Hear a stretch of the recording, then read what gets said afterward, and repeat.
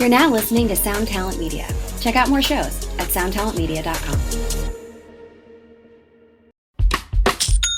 When you think about businesses that are selling through the roof, like Aloe or Allbirds, sure, you think about a great product, a cool brand, and great marketing. But an often overlooked secret is actually the businesses behind the business, making selling, and for shoppers, buying, simple. For millions of businesses, that business is Shopify. Nobody does online business better than Shopify. It's home of Shop Pay, the #1 checkout in the world. You can use it to boost conversions up to 50%, meaning way less carts going abandoned and way more sales going through to checkout. Sign up for your $1 per month trial period at shopify.com/income, all lowercase. Go to shopify.com/income to upgrade your selling today. That's shopify.com/income. What is up, good people? Welcome back to another episode of the podcast. This week, I am once again joined by my good friend and UK counterpart, Mr. Joe Branton of the Guitar Nerds. This week, we get basically down the road. What do I mean by that? I'm not even really sure, but I know this is one of the most gear-filled episodes that has happened in quite a while. Joe and I pretty much don't talk about anything else. We get into the guitars we just acquired, including my very first Strat. Yes, I've got a Strat. What is this world coming to? Everything's coming apart at the seams. But it is exactly the Strat that I've threatened to get for years. We talk bass stuff, we talk regional differences with Gibson and Fender, we talk all kinds of different things on this episode, and if you are not familiar with Guitar Nerds, I'm slightly shocked that you're listening to this, because that show has actually been around just a little bit longer than Tone Mob, and I think even maybe a little bit longer than Chasing Tone, which is pretty wild. So yeah, Joe's been doing the guitar podcast thing for a very long time, and I always appreciate his takes because they're just a little bit different than mine, yet similar enough that we can have great conversations, and we always do. So this is a bit of a crossover episode, as I was on Guitar Nerds a few weeks back. And if you listen to these sort of close together or back to back, despite it being the same dudes in the same kind of genre of podcast, they are two very different shows. Mine's a little more free. Joe's got a little more structure built into his. And I think there's a little something for everybody there. So go check out Guitar Nerds if you have not already. And without further ado, let's get into this episode with my friend, Mr. Joe Branton. Here we go.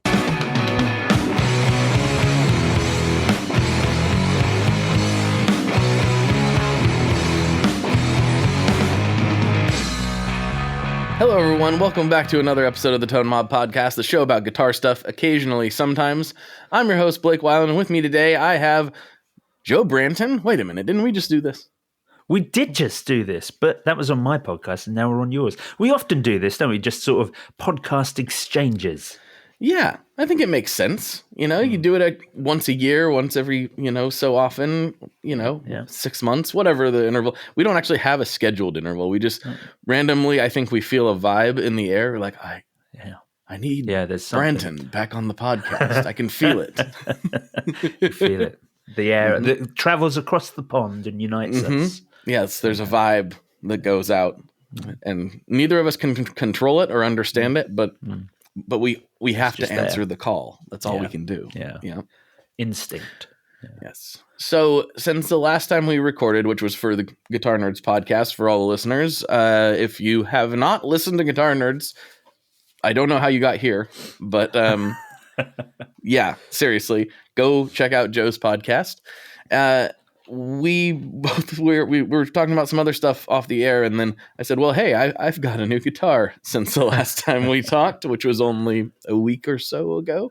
And you have too. So tell me about it. What'd you get? Well, okay. So I'll give you a little preamble to it. All right.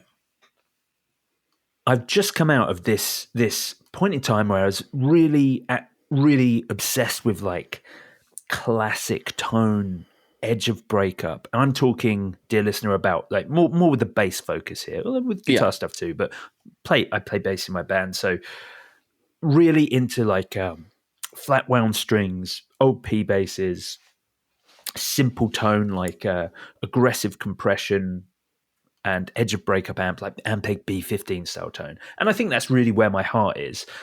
But we're just starting recording a record with my band, and when there are long periods of time where the band aren't touring and stuff, I'd start focusing more on me and what I like. And I think what I like is those things: flat wounds, B15s. That's me. But the band is an instrumental prog band, 70s inspired. And every time I get back into doing stuff with them, I realize actually what they need is jazz bass tones, lively strings, and lots of effects, and fretless some of the time as well. So I moved from precisions back to jazzes recently. I'm going on a big wah journey at the moment. I'm really excited about the new JFX sort of Mooga Fuga clone filter, low pass filter, because you can do like expression out on that. I haven't seen this yet. Okay. Oh, I only saw it today on. What's that fella's name? That Instagrammer, William J. Bennett the Third. I can't remember. He's got a lot of syllables. Yeah. He's such a wonderful man. Such a great guitar player. His videos are insane. I always love them. They're always. I'm gonna get it. I'm gonna look simple. this up for the listeners because I don't want to do him disservice because he does great content. Yeah, and we'll let you know, dear listener, where you can watch his videos. But all of his videos. William John Bennett III. William John Bennett III. There you go. It's a solid name for a solid man. But all his videos are great. He always does like 3 sound samples for every pedal he reviews. Beautifully shot, dead simple, 60-second videos that tell you everything you need to know about how the pedal sounds without any of that. This is a game changer. I think YouTubers should be banned from using the term game changer. But what if you're reviewing a game changer audio pedal? That's okay. In that instance, that's fine. Right. But yeah, so really excited about that JFX filter pedal, going on a big wah journey, lots of flanges, lots of phasers, slow phasers, fast flanges, that sort of thing. And so whilst I'm building up this new pedal board, I realized I don't have a fretless at the moment. I sold both my fretless, so I needed to find one. And there's this great Instagrammer and YouTuber called Matt Parker Bass. Oh yeah, on Instagram. Yes. Brilliant bass player, lovely fellow.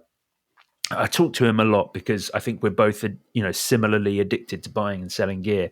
And he found like 30 minutes from him. This is only yesterday. 30 minutes from him, which is miles from me. He lives in the deep south. And I realize I'm on the south coast, but he lives in like the southwest, which is like the weird, everything's strange. There's no Wi-Fi or internet, like it's a weird bit of the country. He lives down there. In the town next to him, there was a 1984 Tokai jazz sound in fretless, in sunburst, rosewood neck that someone had, because those old jazz sound fretlesses were unlined. And someone has added lines to them, which is very useful because when I'm playing fretless, I would love to have unlined because it looks so cool. But when you're on a stage and I like bounce around a lot and you don't know what the lighting's going to be on a sound or on a stage, you don't know what the lighting's going to be, and you can't hear yourself well enough to know. Right. So you need the lines. I need the lines to tell me that I'm in tune. So really exactly what I want. And also 1984 is my birth year. So a birth year bass. Perfect. I've never had one of those. Perfect. My favorite finish, my main jazz bass is sunburst with a blackguard and a rosewood neck. And it's like a 60 style. This is very much the same thing, but made by Tokai.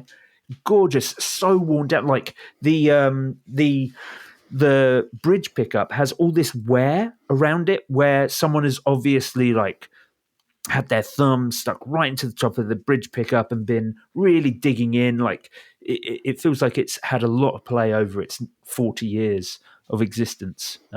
So very chuffed. Also, dirt cheap. It was shockingly cheap. Yeah. And so you did indeed acquire it. It's on its way, or is it here? It's on its way. Yeah, I gave Matt a shout, and I was like, Matt had shown me it, and I was like, yeah, would you mind? I would give you the money if you can go pick it up. And so he went and picked it up yesterday for me, and called me to he told me it was a very strange experience, really weird house. Yeah, they were telling him how they didn't believe in Wi-Fi.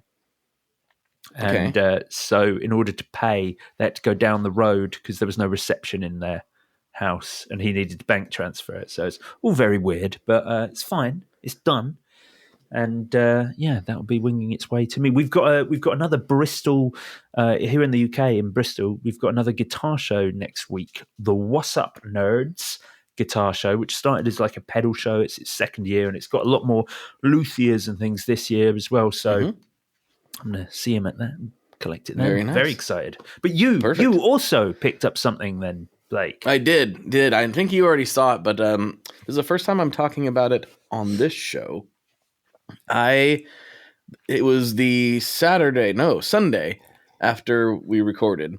So I was just milling about the house doing dad-like things. And I saw one of my favorite local shops, Hank's Music Exchange, posted the exact guitar that I've been saying I would grab if I was going to ever grab a Stratocaster, which I didn't even know this was an option, or I would have been looking for this exact thing sooner.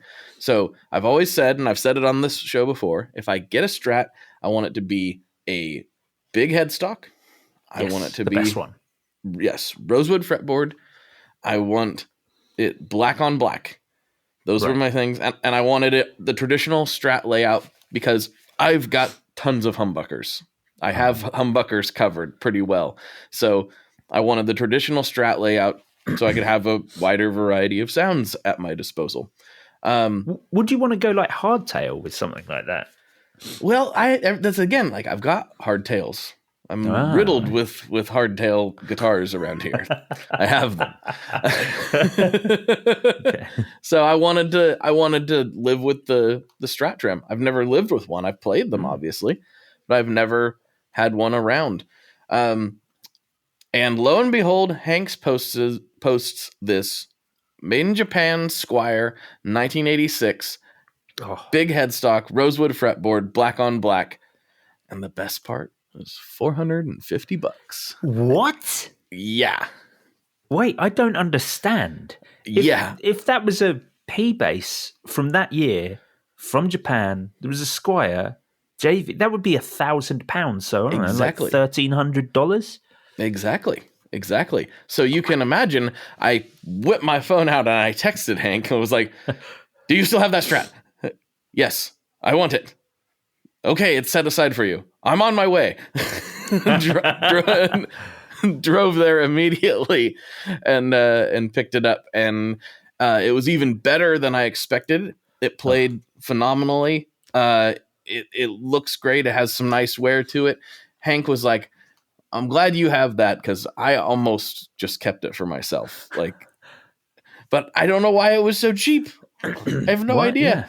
He must have got it at a really good price. He does do that for what it's worth. Hanks is really good about when he gets something at a good price, he passes it on to the next person at a good price. Very nice. Yeah, that's very good. When it was like, $450 US, I was like, poof, here you go. Like, that's normally just impulse money for me. That's not like I normally have to think about that a little bit. That's less money than a modern Squire. Yeah. For an MIJ, which I'm just like, it ticks all the boxes. And I look at it. I've never felt this way about a Strat. I look at it and I smile. Like, look at that. I've never, ever felt that way about a Strat. I spent all night yesterday evening just playing around with nothing but a hot cake into a Benson and the Strat and just going to town. That sounds very cool. Yeah. Very un-me, but I'm finding I like this version. This is good. I'm really glad I got this guitar. Really, really happy. What are the pickups like? Are you struggling with how brittle Strats can be? No. Or is that exciting? No. Is it like is it an exciting new tone? It's an exciting new tone for me. And also, like, I've always known this, and I don't know, maybe this particular one's a little more extreme in this example. The middle positions are really not. They're almost unstrat-like in some ways. They're very beefy.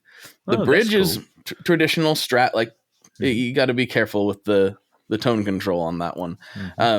But everything else is really easy to dial in, and I can't get off of the neck pickup. I'm just on the neck pickup at all times. I was going to ask where you find yourself sitting. Neck pickup. It is a great sound. The neck pickup on a Strat just on its own. I will say the one thing I'm struggling a little bit with is I'm not used to the narrower neck. Right. So that is, and I struggle's a harsh word. I'm very used to Les Pauls. So it is a very different thing. But that's kind of cool in its own right because it's making me play differently, which is that's what new guitars are all about. So you play different things on them. That's the idea, I think. Yeah, absolutely. Yeah. That's very cool. I never thought I'd be so excited about a Strat ever. I've actively, as you are painfully aware, talked trash on Stratocasters all the time. Is that your only Fender as well? No. That's the other funny part of this story. I brought it home. I told my wife I'm going to get this guitar. She's like, of course you are. And so I bring it in. I'm like, look, I've never had one like this before. And she's like, don't you already have one just like that? I was like, no, I've never owned a Strat before. She's like, no, you have a guitar like that. And what she was referring to, I guess we are doing video, is this guitar. 1 second. For people who are listening, Blake has left the area to find a guitar. If you are only listening, it's worth noting that Blake is completely naked. You weren't supposed to tell him that. She was referring to this guitar. Which for those on audio only would be my 1974 Telecaster custom, black on black with a rosewood fretboard. And a wide range humbucker in the neck. Yeah. And when you put them next to each other, it's like, aesthetically, I feel like maybe I have a type. Very cool. Well, you've got the two definitely most you Fenders. As someone who I don't consider a very Fendery player, you have that sort of, I don't know, I'm probably misusing the word macho, but it's like a beefy, more instrument. I like Fender thicker sounds normally. typically. Yeah, I do. I always gravitate towards down tuning, lower register kind of focused sounds. I just always have for some reason. But no, that Telecaster is absolutely one of my favorite guitars that I've ever played, let alone own. I love that Telecaster. I wasn't planning on buying it when I bought it. I wanted to look at it, but I brought sounds stupid. I did bring the money for it in case I loved it, but I was just like, we'll see. You were prepared to not get it. Yeah. Yeah. And I played it and I was like, no, this is coming home. Have 70s Fenders done the same thing in the US as they have here in the UK? And that, I feel even 5 years ago, 70s Fenders have a mixed reputation. Obviously, there's a point in time in the 70s where they weren't always that good and very heavy.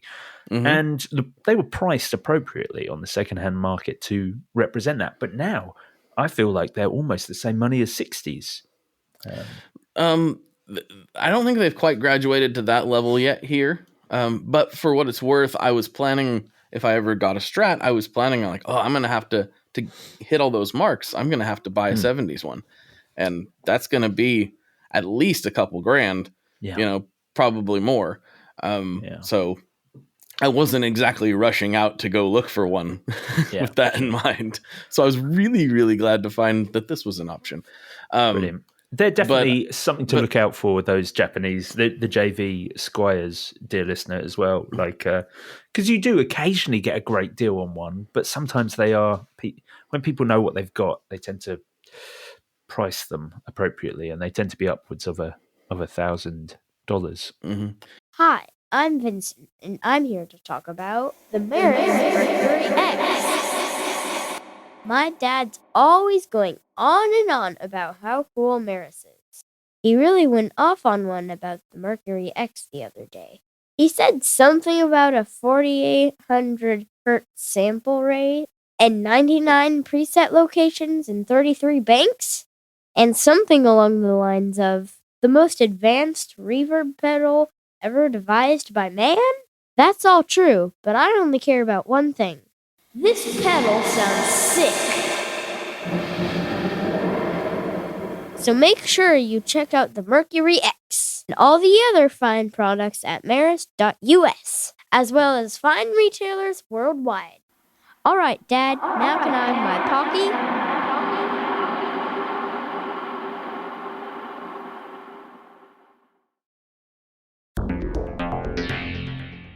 How exactly do artists get their music on Spotify, Apple Music, Deezer, Tidal, all these services? How in the world do you get your music there? Well, in the past, you had to use something called a record label. But these days, you can use DistroKid. DistroKid is the absolute easiest way to get your music up on streaming services. And it's the most affordable way to do so. Not only do plans start at $22.99 for the entire year, that's less than $2 a month, DistroKid also does not take a cut of your streaming revenue, unlike some other services out there. Even better if you sign up by going to tonemob.com/distrokid. That's tonemob.com/distrokid. One more time, that's tonemob.com/distrokid. You'll get 30% off. That's right, 30% off their already extremely reasonable prices. So go to tonemob.com/distrokid and get your music out there. We are brought to you today by Sweetwater, specifically the Gear Exchange. You may have heard about this. This is a place where you can go to buy and sell your used gear. Maybe you got a pedal over there that's just kind of collecting dust. Maybe there's something you've been eyeing from the Sweetwater catalog. Well, right now is a great time to turn that unused gear into something you're actually going to use. Even better, if you sell on the Gear Exchange, you can keep 100% of the sale as long as you choose a Sweetwater gift card as your payout method. That is not too shabby because, let's be honest, most of this buying and selling we do is just to fund new gear purchases, and that is a great way to reach a wide variety of customers and keep 100% in your pocket, or rather on your pedal board. So go check out the Sweetwater Gear Exchange and turn that unused gear into something that's actually going to help you write that next huge riff. The Strats here, I did a look, of course, before I pulled the trigger on this one, and they're usually it varied a little bit. I couldn't find anyone that was as cheap as that one, but 600 to 800 was pretty common. I definitely saw some over $1,000 on Reverb, so I think it varies a little bit. But over here, they're definitely $1,000 as a standard. Yeah. Okay. Yeah. You could get them under $1,000 at least on a quick glance, but not. They're all knocking on that door. I think 600 was the next cheapest one I saw, and that one was rough. It'd been through the ringer a little. Had a hard life. Yeah.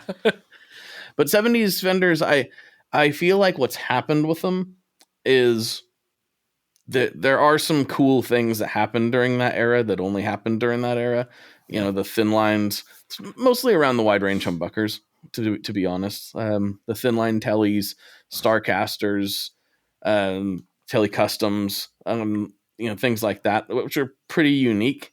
And I also think that a lot of players of note were playing 70s Fenders, and they kind of have graduated to a little more classic status. I know like Chris Shiflett has played a 70s Fender for a long time till he got his signature Fender.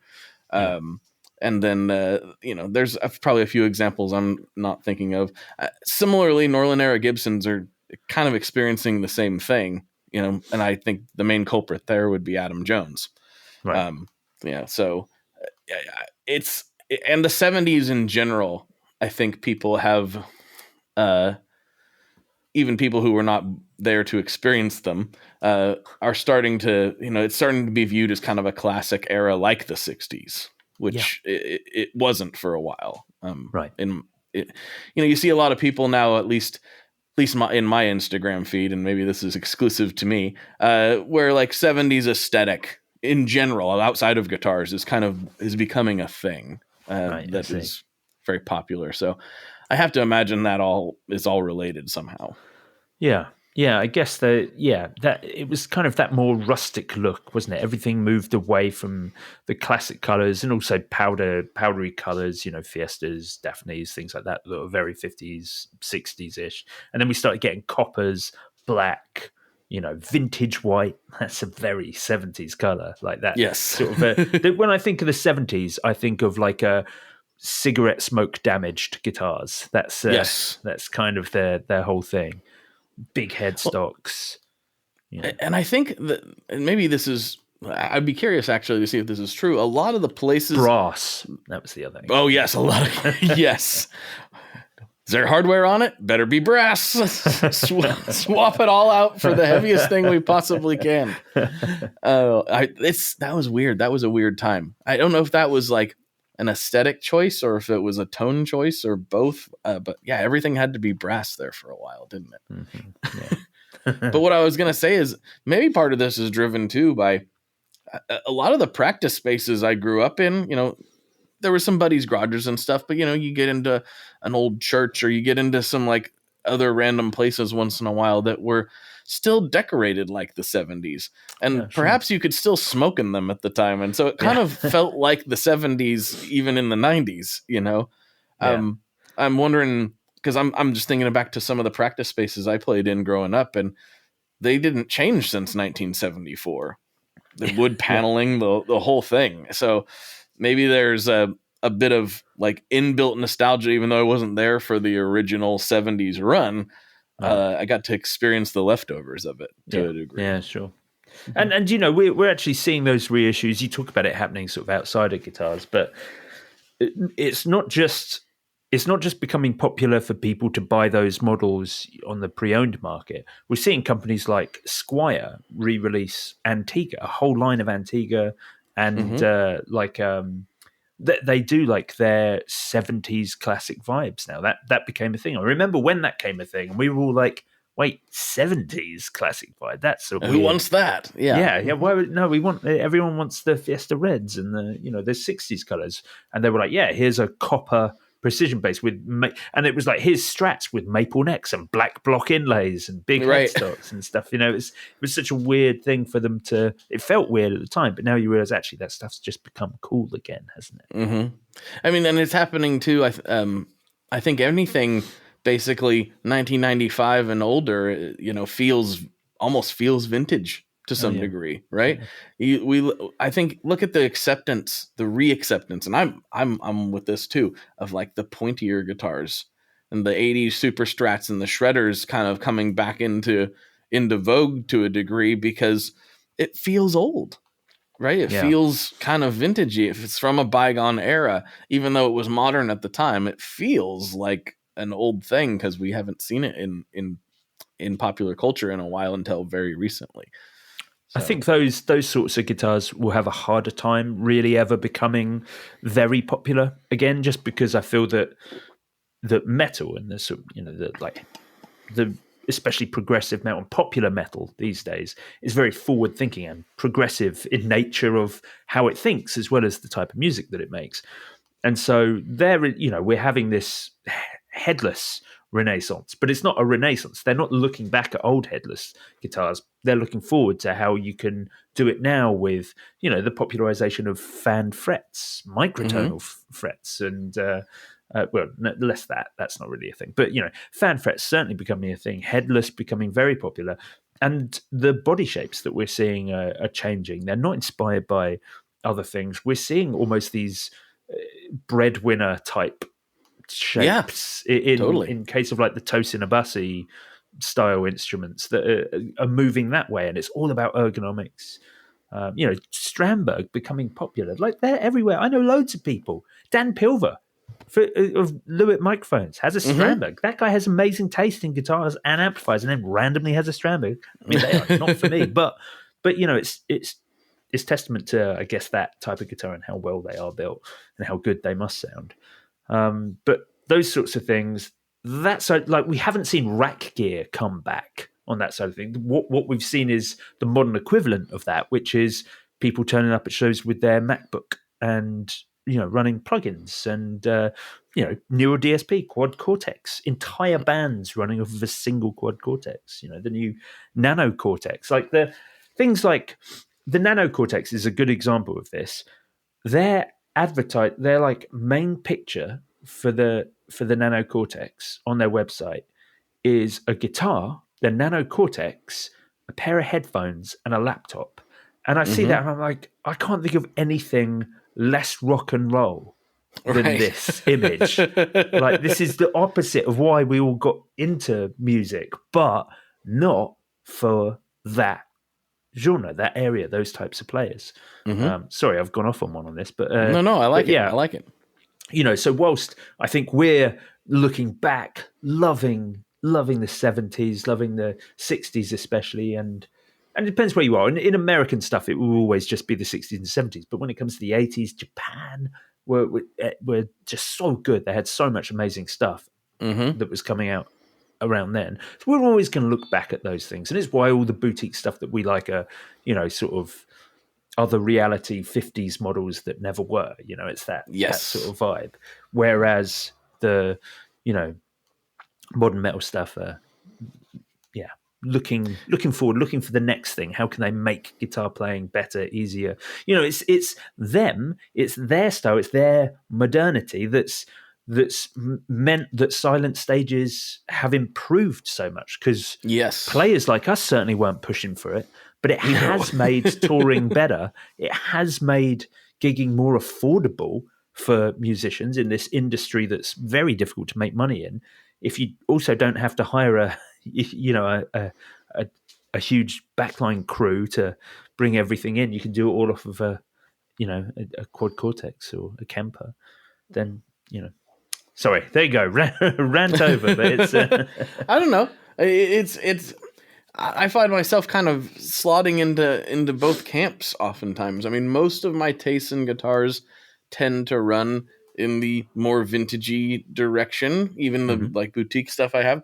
But I do have a 7-string that I love that's more modern. It's a somewhat classic shape, but I do love it, and it's a little more of a modern. But I have a very modern. I have an 8-string fan fret ESP. It's a little bit stratty in its look, so it's not like totally divergent the way a Strandberg or something might be. But it's definitely a modern guitar. It's got fluences in it now. It does that whole jigenty thing, and it's a lot of fun. So but I don't know. Now that I've got that, I'm like, okay, I think I'm good. But then again, actually, I say that I tend to be that way with guitars in general for the most part. Once I have like, okay, I've got a Strat now. There are other Strats that I think is cool. I probably won't get another one, most likely. I probably, like I keep saying, like the next thing's probably going to be like a Gretsch or something like that, because I don't have that. You need a Penguin, yeah. I think I need a Falcon. Oh, yeah. Okay. Or I've always had a thing for the country clubs, a Cadillac green country club, this super ostentatious green and gold, just giant thing. Yeah. I think I need one. But I do. I mean, I like all of the guitars, Joe. I do. You were talking like asking how many Fenders. So I got those 2 Fenders, but I have my Carmine Street Jazzmaster, which is very different, but at the same time, just classic Jazzmaster appointments, things. I've got a Jennings Navigator that it's a Telly, for like a traditional Telly for all intents and purposes. I've got a P bass. So I got a Mexi P bass. Who doesn't have a Mexi P bass? Everyone has to have one of those. So yeah, I've got some Fenders around these parts, and Fender inspired instruments for sure. Yeah.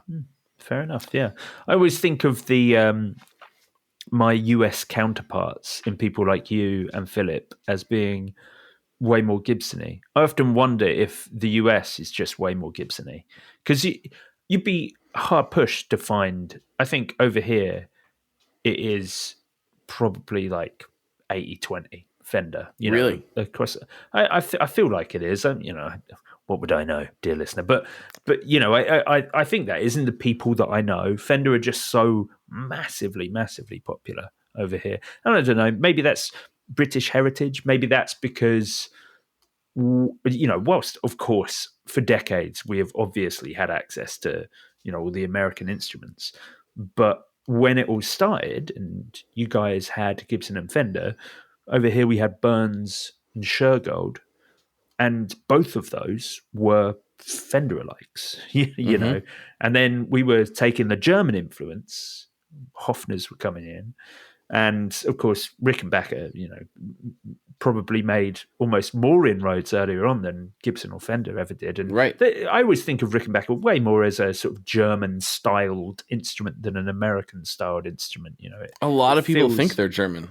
Yeah, it feels more continental than anything else that sort of does. comes in. So I don't know. I don't know if that's it. Like if there were just more people playing this the sort of Fender style instruments over here, and that's bled into modern culture. But I'm stretching there a little bit. But I definitely think for whatever reason, Fender are absolutely dominant over here. I wonder if that has something to do with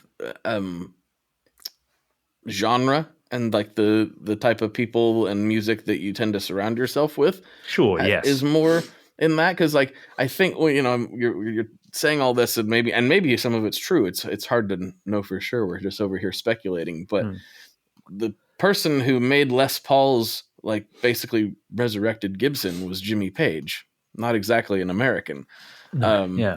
So so to some degree, the Brits have had a huge influence on the rise of Gibson. I mean, to me, I think of rock and roll, and I think of a Gibson into a Marshall in the most classic sense. That might not be what I want, but if I'm just picturing the image of rock and roll, it's going to be like totally Angus Young with an SG into a Marshall type of. You're right. I'm just ignoring that sort of whole side of things and only looking at the origins. Yeah, you're totally right. I guess I'm just trying to work out why it is the way it is. Maybe it's just a trend for Fender. Maybe it's the nature of music today. Indie, I guess, seems to rely less on that sort of thicker Gibson-y sound. And, we don't really have a country scene or anything over here, which I think probably helps out on those sort of Gibson-style sounding instruments that you'd have. But definitely, I think with Philip and I, all day long. If I think about our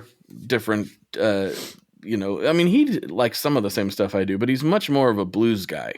Yeah, he and there's a lot of Gibson influence in that. There's a lot of Fender influence in it as well, but his style tends to be a little more Gibson-y from what I can see.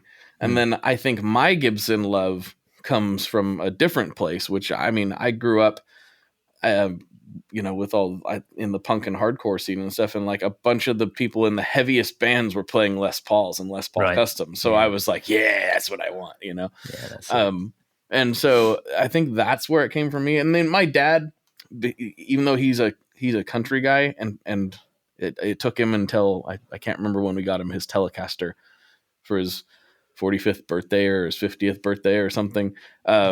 We got him as a Telecaster as a family, and it was his first Tele. Before that, he had Gibson. That was his only electric. It was a ES, not an ES. Excuse me. It was a 335S, which is the solid body 335 shape. Yeah. It's a cool guitar. It's a cool guitar. It's awesome.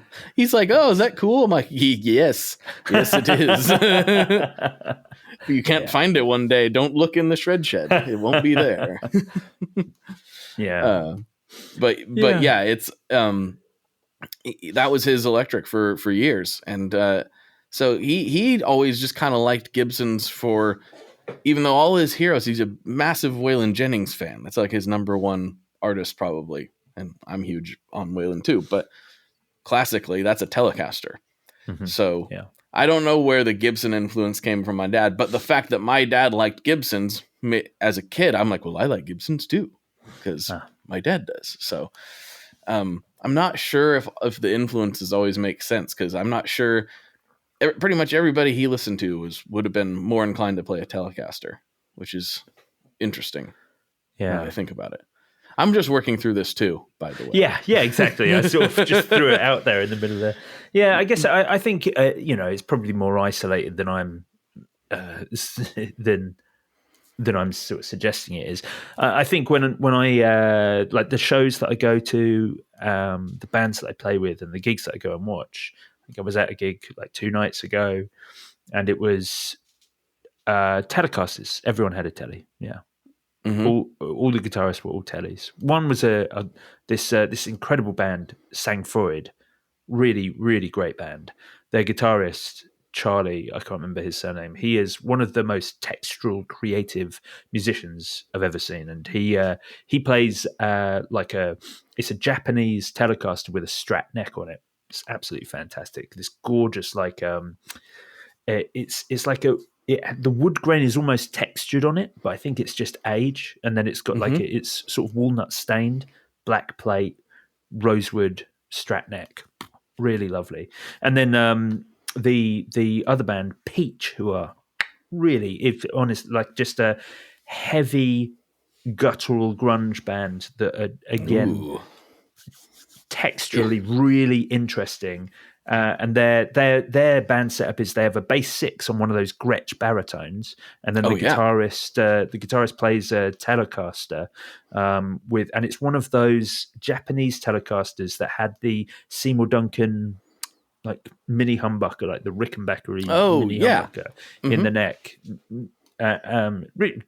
Great, and he really interesting. Through a Vox AC30 with an electro-harmonics disaster area basically on all the time. Disaster area, is that the right name? I was going to say, I don't know what that one is. It doesn't matter. It's something. But yeah, really great. But both Telecasters, and I think about sort of trying to think of other bands off the top of my head, and I'm always like, well, it's either a Jazzmaster, a Telecaster, Jazzmaster, Telecaster. Yeah, everyone sort of seems to be around those things. You do see SGs. I see SGs around, but SGs for Gibson managed to sort of, they're the almost the Fender OK Gibson in many ways, just because they're lightweight. One guitar I see never ever, Les Pauls. I love Les Pauls, but I can't think of a band that I know. And I'm just talking about bands that I play with and little bands that I go and see. Obviously, plenty of big bands with Les Pauls. But on a sort of young people coming up, I can't think of anyone who plays a Les Paul at all. No, you make a good point. I mean, I think, I know that was it last year? Scott was going to one of the bigger music festivals in the South, and he texted me. He's like, I have not seen a Gibson here. Period. Really? Wow. Yeah. Wow. But then, weirdly enough, even though this is typically associated with country music to Telecaster, I mean, Tellies can do anything, but you hear some of those solos and they're like, that's a Telecaster, right? Yeah. That couldn't be anything else. But when I went to a country music festival that same year, and I was like, there's a lot of Gibsons here. There's a lot of Les Pauls. A lot of 335s.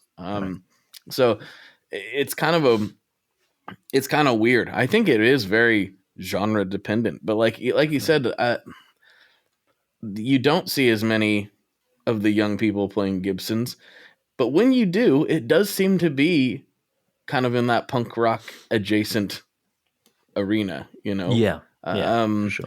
I'm thinking of course, like the most recent thing would be like the Youngblood SG. Right. That he's given out at shows, which I think is fantastic. It's very cool. Love that. Whether people like his music or not doesn't really matter. The guy's introducing people to guitar. So yeah, definitely. But that's in a pop punk kind of arena, which when I was growing up, a lot of those people played Les Pauls. So yeah, sure, yeah. Les Pauls and Strats with humbuckers cut into the bridge. That was all the time. Yeah, all the time.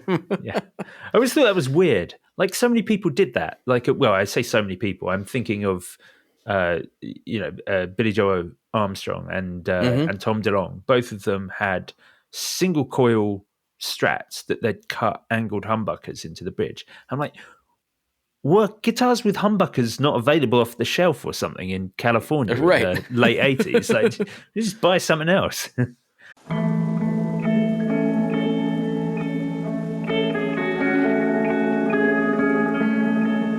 Hello there. I'd like to introduce you to your new best friend, the Chase Bliss Audio Lossy. Lossy is a collaboration between Chase Bliss and Goodhertz. It's meant to give you some control over those weird digital artifacts that come with very compressed audio. You're hearing it right now. All the changes that are taking place are strictly coming from my playing dynamics. I'm just interacting with the pedal and letting it do its thing.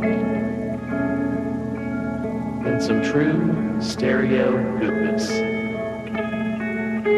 If you'd like some more details about Lossy, I'd invite you to head over to chaseblinssaudio.com. I think you're going to like what you find.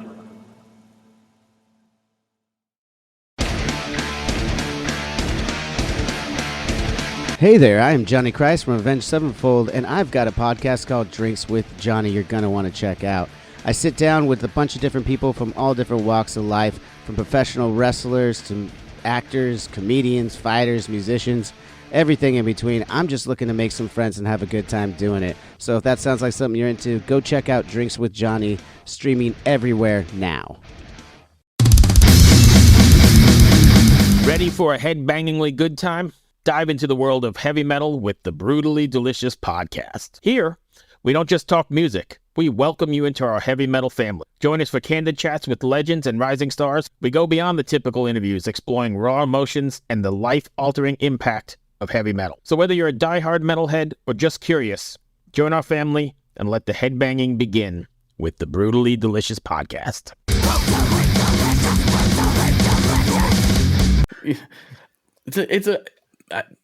Then again, you think about where those guys came from, and it's just like, I'm just here in my practice space with a soldering iron. I'll see what happens, right? It does make some sense when you think of it in the context of what those guys, and especially Tom DeLonge. Like, Tom DeLonge very much seems like a guy who would fly by the seat of his pants and just see what happens. Yeah. But it does make you wonder where they got the inspiration to do that, because obviously those things were available. Super Strats were not new things by that point. No, exactly. The 80s, we were hot off the heels of like hair metal, And you think most of those guys, I think both Billy Joe and Tom DeLonge, I think they were DiMarzio super distortions, which is basically the most hair metal pickup you can get. Was Tom DeLonge the Duncan Invader? It was the Invader later. That was his signature one, but his like the old white Strat that he played in like the early 90s. But he moved to Les Pauls actually afterwards as well. That's true. Yeah. And Billy Joe eventually got known for the Juniors. Yeah, exactly. Yeah. It's interesting to see Mike Dirnt move over as well, considering Mike Dirnt actually had and still has on the Fender website a Fender Mike Dirnt signature precision bass. Who did he move to? I think I missed this. Oh, he's moving to Gibson. Yeah, so there's already a rig rundown now, even though it's not released. There's a rig, the instrument's not released, but there's a rig rundown available. He's got an Epiphone, I think it's a Grabber 3, a G3. So do you remember when Gibson did that? It was almost like a budget G3 in like 2012, something like that, 2013. It was great because it was really affordable. Over here it was like $799 with a padded soft case. It's great for a Gibson, for a US made Gibson. but it was like a 3 pickup grabber, and I was always three pickup. Would it be a ripper or a grabber? I can't remember. I get them mixed up. Yeah. But I was always like, why didn't you do the one everyone wants, which is the movable pickup grabber? Mm-hmm. That's the thing that people want, and they did the other one, which was weird. And also, it was a weird choice for Mike Dirnt, because if Mike Dirnt is way more known for P basses anyway, but when he did play Gibsons, he played a grabber. I mean, the only thing I'm taking that from is the one of the early videos. I can't remember. Yeah, I know what you're talking about. I can't remember which one it is, but the grabber for me is if just like every influence I have, apparently, I've always wanted a grabber because of Ed from Thrice. He played one forever and still does. Yeah. And I tell you, the fanboy moment for me was getting to see them. I did an interview with Tepe and ended up talking to Ed for quite a while and getting to hold and play a little bit on his grabber that I'd been listening to for years and years. And they're like my biggest musical heroes. I think tonally, he's so creative as a bass player as well. Really interesting, really brilliant. Like he, for me, made me realize that Line 6 were making great stuff, because I know Line 6 always have, but they came from an awkward place of having done the Spiders and the Pods, which were absolutely not my thing. And then, seeing like the Ed's bass rig, and there was one of the Line 6 M13s on there, was making like the bulk of it up at the time, and I was like, oh, that's awesome. You don't say. Yeah, and he sounds great. I didn't know you could use these things and sound great. I know that's just me not knowing, but I always thought he just was very good, really. Whether or not the last couple albums they've had are anybody's like favorites or not, I think they're great. But the standout thing that everybody says, if you listen to the last 2 Thrice records, is Ed's bass tone. His bass tone sounds so sick on every song. On these last 2 records, just is he still on Helix? Do you know? No, I don't believe so. Last time, and definitely not in the studio, right? For sure. Yeah. But I can't remember last time I talked to him what the rig was. It's been a while. But yes, hopefully that's going to be fixed here in about a month when I go up to Seattle to see them in Manchester Orchestra. Woo! It's going to be a good night. That does sound good. Yes. I bought tickets for that, and then they announced a Portland show. And I was like, well, I could have just stayed here, but oh well. Oh, dear. Yeah. Oh, well. So that is the benefit for me of living like an hour and a half away from London. Every single band ever that comes through here will play very close to me. Mm-hmm. Yes, guaranteed. Me, it's a bit of a crapshoot. Portland... Usually they play if they're touring the West Coast. They'll typically stop in Portland, but sometimes they don't. Rancid's playing here for the first time in my adult life. They played here once, like when I was like 12 or 14 or something, and my parents wouldn't let me go. And I was like, well, they'll come back. I'll see Rancid one day. And they never came back till this tour with Green Day that they're doing right now. So I'm hoping I can get to that show because I've never seen Rancid. Oh, there you go. Definitely a band to see. Everyone should see Matt Freeman shredding. I was going to say, speaking of bassists, right? Yeah. Another guy with a Fender Signature model. There was that time period, wasn't there, in like, I feel like it's the same time period as the G2 was coming out. It's like 2012, 2013, where whoever was in charge of like artist models for Fender was obviously just a big punk rock fan. And they were like, because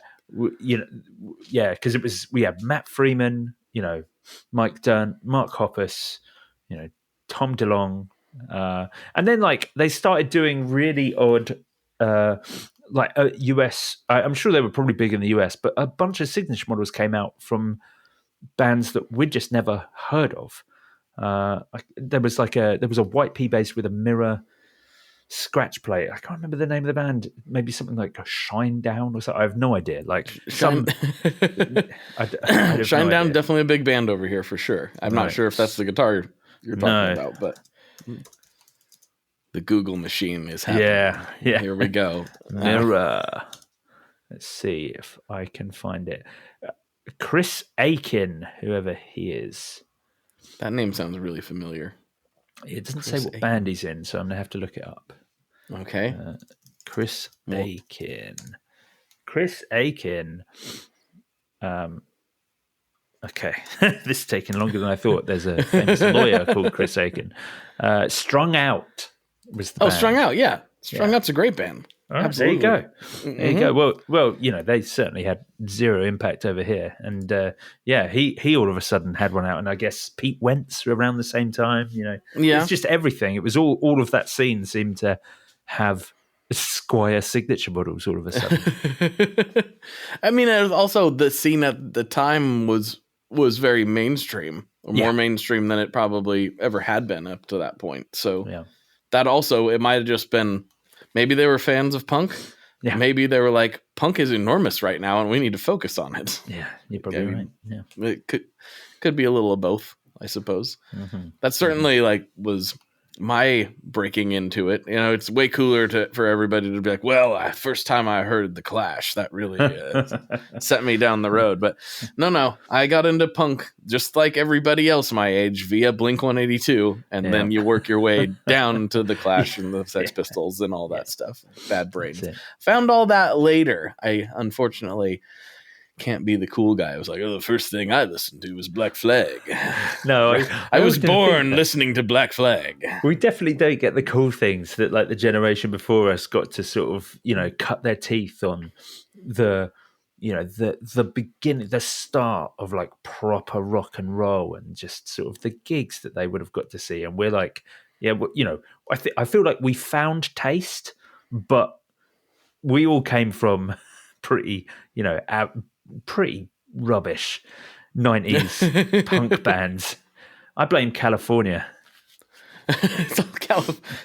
But maybe I still, I don't know. I still like all that stuff though. I do, because I like it it's like a dirty pleasure though. It's not like I don't like talking about it. I don't have that. I got over that. I got over that in probably about age 20. I'm gonna say 27, 28. By that point, I was just like, I don't have guilty pleasures anymore. I like what I like. Fair enough. I don't care. I don't care if anyone knows that I love George Michael. I do. It's fine. Well, there you go. I mean, that actually is a Blink-182 poster on my wall, so I guess. Oh, is it? Yes. Cameras, you got just enough bokeh that I can't quite tell. I see your play here, Mr. Branton. Very clever. Yeah. Well, let's see. We're knocking on the door. This was a great rambling episode. I really enjoyed it. Very on topic. We did a lot of gear talking of various sorts. That was good. I liked it. We did. So we talked about your bass that you have on the way, and I want to just close this episode up with what kind of new stuff do you have? What's exciting you at the moment? Because I mean, we both live in this world, but we both kind of see different things at different times. So, things like new gear that's coming out that's exciting, or just new to you, like things you're excited about in general. Whatever's tripping your trigger at the moment. The big thing for me actually is that I'm going on a big wah journey at the moment, and really trying to discover wah. It's an effect that I have very no skill with. I remember even demoing a wah pedal with Matt, and I was rubbish at it because I just had never built the foot skills to coincide with my guitar playing. And I've recently discovered that it's the best sound ever and should always be on. And I don't have any wah pedals. So I've started trying to purchase wah pedals to try things out and work out what my taste is. Obviously, I have a Helix, and that's got a bunch of models in. I've got the Boss MS3, again, a surprisingly large amount of models, like more than on the Helix, on the MS3. I was very strange, but really good. But of course, you're doing, those with expression pedals aren't really designed for that sort of thing. So I'm trying to get into Snarling Dog at the moment, because they make some great wah pedals. They're a lot of money because they're real sort of, connoisseur's choice, but that's kind of where I am. Yeah. I need pedals. I also want input. So, I'd love some suggestions from you, because you're just asking the wrong guy about. I guess so. Yeah. I can't do it. I have a Jimi Hendrix Dunlop wah. I can't do anything with it. Right. I'm like, plug it in, and I'm like, when I hear people that can use a wah properly, it gets my blood flowing. It's like, oh yeah, that sounds awesome. And I plug it in and I'm like, don't ever touch a guitar again. Like, it sounds so stupid when I try to do it. I've never figured it out. I'm sure there are people out there going, yeah, just move your foot in time. I get the concept, but it just doesn't flow at all for me. That's actually the thing, that the way that I want to use wah. And the reason I've never got into it, because I don't like that. When people just use it almost the way that an auto wah would be, where it's just accenting rhythmically, that's not a good sound. I'm talking about when people use wahs, it slowly, and I know you could do that with a slow phaser or something, but you still have the ability to then give it a little bit here, so it can work dynamically with the riff or the progression you're playing, but in a much more intricate way than if you're just, bopping along to the BPM of the song. And so, that's what I want to. And it's not just wahs; it's filter pedals that have expression out as well, because you can get massive sweeps on those. Is why, again, coming back to that JFX copy of the Mooga Fuga low pass filter, that's exciting. So things like that. That are definitely where I am right now. Gotcha. Yeah, I can't. I haven't gotten excited by wah. I'm understanding more what you're talking about, though. Like, in this more thinking of it less as of a wah and more of what it is, which is a sweepable filter. That's what it is. We think of wah as being a specific effect, but you're really just kind of messing with the whole signal in a more like textural way. Than trying to make your guitar talk type of way. Yeah, exactly that. Mm-hmm. Actually, do you know what? I use this moment to moan about something that has greatly annoyed me when I've been starting to do this. Really happy with my pedal board, really happy with the size of my pedal board. It's great. Everything fits on there. It's so neat. It worked out so perfectly. But now I want wah. Well, I don't want to sacrifice anything, so I need a bigger pedal board. There is no in between. Like, the difference, most companies do it small, medium, large, more or less. Mm-hmm. The difference between small and medium is substantial. Like, that, a small pedal board is 8 pedals. That's sort of what you're looking at, which is kind of what I have. But a medium pedal board is like 14 pedals. It's the difference is, and I can't find anything in between. I've got so much stuff here. It's annoying because I've got all these like flight cases of unused pedal boards. I'm like, well, I'd have to add a bunch more stuff. And I'm like, that's okay. You could add more stuff, Joe. It'll be fun. And then I'm like, no, I need to buy a whole new power supply for that. So just to get a wah on my board, I need to invest another couple of £100 in like an all singing, all dancing power supply. So I'm annoyed that there's no in between sizes on pedal boards. There needs to be. It's not 1. It's not 3. It's not small, medium, large. There are in betweens there. There should be 5 sizes. So you get an in between on small. I'm going to make a suggestion, right? And you're going to be mad about it, but I'm going to make a suggestion. What if?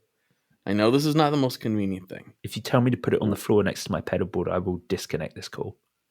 Okay, I won't tell. Is that what you were going to do? They got the rubber feet on the bottom. They're made to do that. I'm not in a school practice band. I don't turn up on stage and plug in all my pedals one by one. It needs to be a smooth, professional lid off of the pedal board, ready to go. But you're right. Fine. I probably am. Yeah, it's just fine. You spend a bunch of money on power supply and a bigger power pedal board, then do whatever you want. That's fine. Yeah, that's it. Yeah. That's my choice. Yeah. I didn't say it though, so don't disconnect the call. Oh yeah, good times, Joe. Well, thanks for hanging out. I'm trying to think there was anything super new oh yes, it's funny that you mentioned you were talking about flat wound strings and B15s and vintage vibe stuff.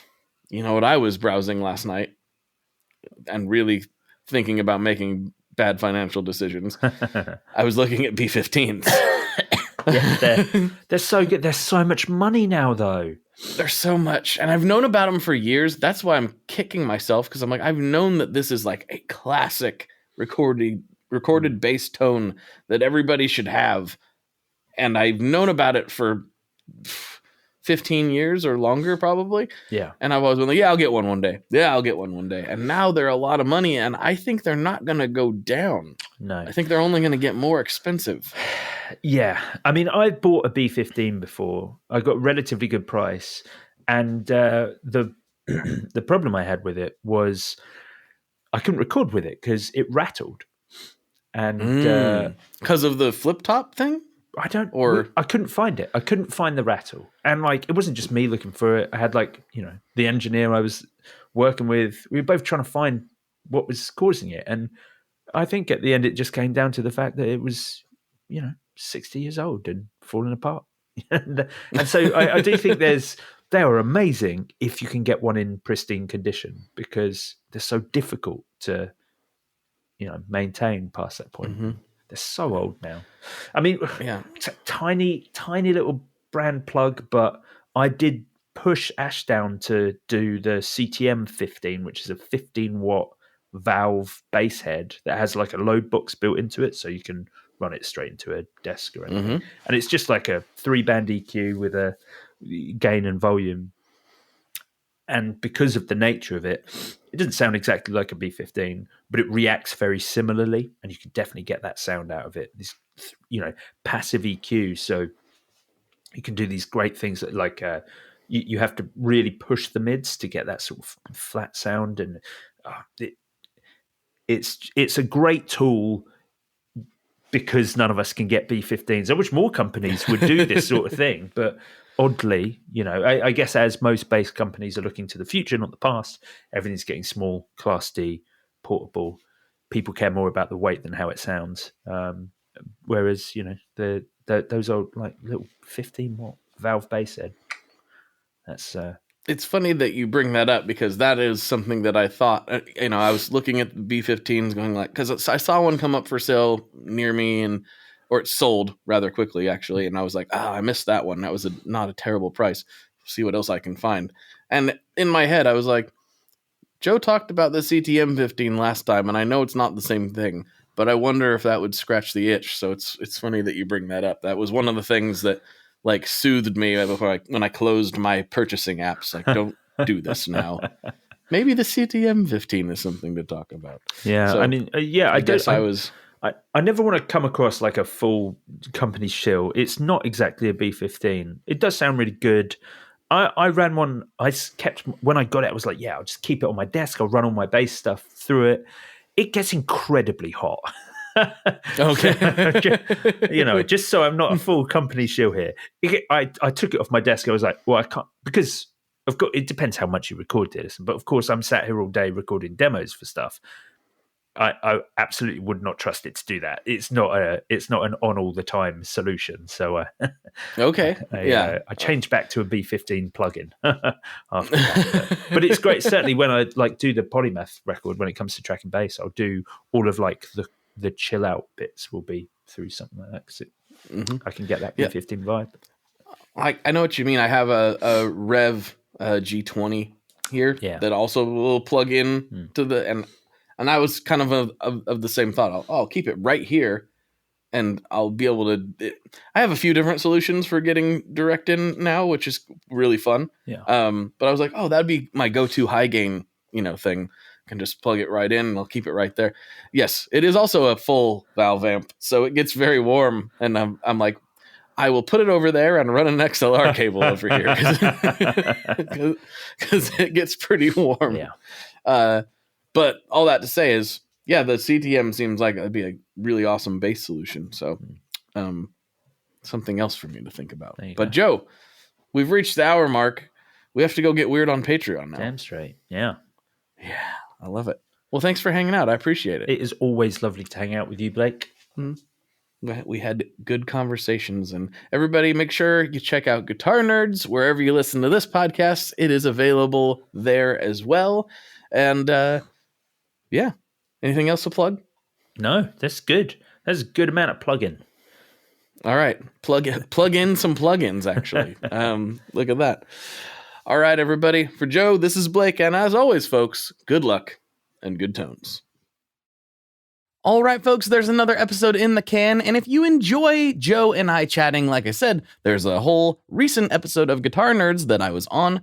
You can go check that out. Or if you want some more behind the scenes, a little more off the wall chat, you can go to Patreon, where for just $5 a month, you can get extra episodes beamed right to your ears every single week. And you can also get ad-free episodes. That's right, ad-free episodes are part of that $5 tier. So if you head over there and check that out, not only does it really help out way more than it might seem, it really is a lot of fun as well. So please check that out, and thank you to everybody who has done that for so many years.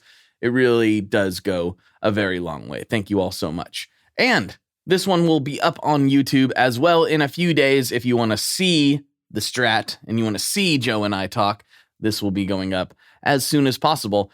And for those of you that messaged asking, where's the Tomo episode? You said that the Tomo episode would be preferable on YouTube. It's up on YouTube. It is up there. It is up there. I put it up on Wednesday. So please go check that out if you've been waiting for the video version of that one, where he actually kind of shows some stuff. And I think it makes a little more sense if you can see him. So head over to the Tone Mob YouTube channel and check that out. I would very much appreciate that. And without further ado, I will talk to you all on the internet very soon. Thank you. Bye-bye. One last thing before we totally sign off here. I just want to remind you that if you do any shopping at Stringjoy, that's Stringjoy guitar strings made in Nashville, that will help me out as well. As I've said for years, I'm heavily involved in that company, and I really do think they're making the best products on the market. So if you would like to try custom strings, go to tonemob.com/stringjoy and check them out today. I seriously love what the team down there is doing. I help them out with all kinds of things, and by you supporting them, you are also supporting me as well. And hey, you need some strings, so why not get some custom strings just for your guitar and playing style? Again, the link for that is tonemob.com/stringjoy, and that will take you right to their website, and you can do all your shopping through there, and that will help everyone involved out. So thank you very much. Talk to you next time. We are brought to you by the wonderful folks at Gun Street Wiring Shop. Yes, Gun Street Wiring Shop. I've talked about them before. I used to say based out of Bend, Oregon, but guess what? Sean moved to my neck of the woods. Sean's in Portland. Sean is awesome and has helped me with a bunch of stuff lately. And if you have wiring needs for your guitar, he can help you too. If you want to get weird with it, he can get weird. If you just need to spruce things up a little bit, there's your guy. He takes all the guesswork out of doing your guitar wiring, and he makes it simple, and his customer service is top-notch, and I can't say enough good things about Gun Street as a company. I really respect Sean and what he's all about, and the product is top-notch. I've got 3 different guitars that now have Gun Street harnesses in them, and I could not be happier. So go to gunstreetwiringshop.com and check them out.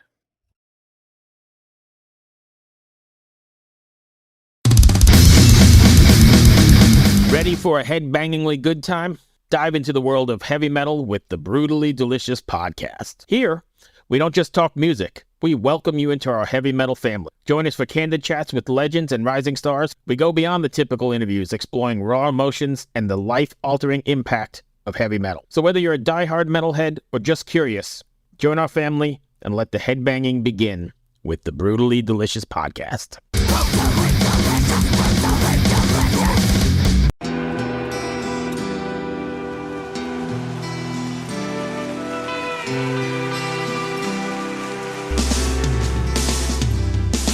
I don't think it overstates things to say that the Beatles were the greatest gift to entertainment and culture of our time, a secular religion, if you will, with their universal appeal and demonstrable impact on people's lives.